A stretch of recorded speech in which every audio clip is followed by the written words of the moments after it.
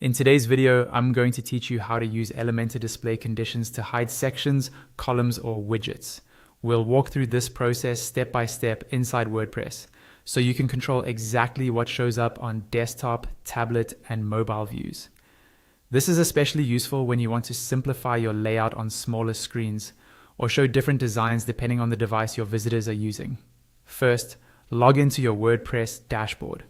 Once you're in, look over to the left-hand sidebar and find the Elementor menu item. Hover your mouse over Elementor to reveal its options, then click on Editor. This will open the Elementor dashboard within WordPress.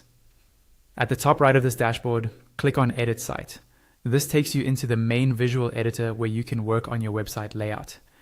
Inside the editor, navigate to the page or template where you want to make changes. Now, click directly on the section, column, or widget that you want to hide.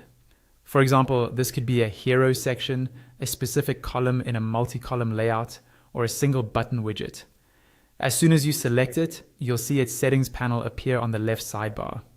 This is where you control how that specific element behaves and looks. Next, in that left sidebar, click on the Advanced tab. This tab contains more detailed controls that go beyond basic styling.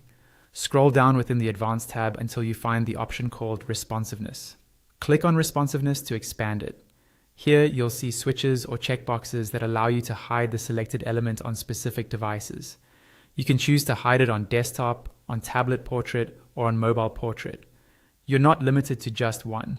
You can enable more than one option if needed. For instance, you might hide a large image on mobile portrait and tablet portrait, but keep it visible on desktop. Once you've set these options, Elementor will show that element in grayscale in the device view where it's hidden, so you can easily see which elements are disabled for each device preview. When you're happy with your settings, don't forget to save your changes.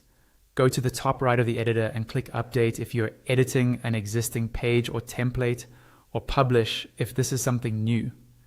This will make your responsive visibility settings live on your site. And that's it. You've just learned how to use Elementor's built-in responsiveness settings to hide sections, columns, or widgets on different devices.